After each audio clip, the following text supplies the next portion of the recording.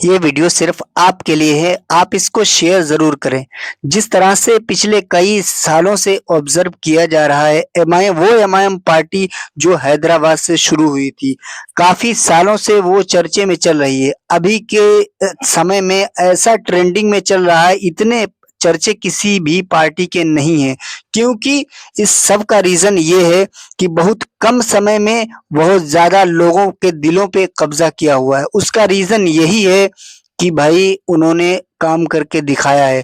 जिस तरह से कभी गरीब की मदद करके, कभी किसी गरीबों में कंबल बाँट के, कभी किसी न किसी ज़रिए से अपनी आवाज़ को बुलंद करना हक के लिए, ये सारी चीज़ें एमआईएम के लीडर्स करते हैं और इंशाअल्लाह करते रहेंगे।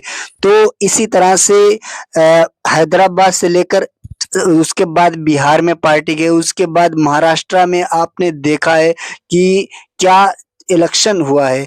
तो आने वाले समय में जो यूपी का चुनाव है, जिस पे सबकी नज़र रहती है, तो उससे आप अंदाज़ा लगा सकते हैं उनके काम के ज़रिए से उनकी पहचान हो चुकी है और अभी हर एक इंसान समझ गया है कि एमआईएम सिर्फ मुस्लिम की पार्टी नहीं है।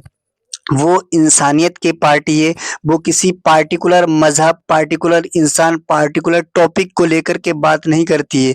वो इंसानियत का एक अहम हिस्सा निभाती है, तो हर इंसान उसमें लीडर है, उसमें आम जनता एक लीडर की तरह काम करती है।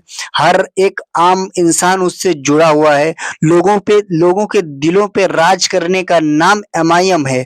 तो आज की डेट में जिस तरह से ट्रेंडिंग में चल रही है, तो आप उससे अंदाज़ा लगा सकते हैं कि यूपी का चुनाव या फिर उसके बाद दिल्ली का चुनाव, उसके बाद हर एक स्टेट में अब तो जा चुकी है, तो आने वाले समय में कैसा होगा, किस तरह से वो लोग काम करेंगे और वो करके दिखाया है, तो उसी का नाम एमआईएम है। और ओवैसी साहब जैसा कोई लीडर नहीं, जिस तरह से उनकी लीडरशिप में लोग काम करने के लिए बेचैन रहते हैं, लोगों को मौका चाहिए होता है काम करने के लिए। तो उनके एजुकेशन के मामले में उनकी लीडरशिप बहुत स्ट्रॉन्ग है। आप भी रहिए।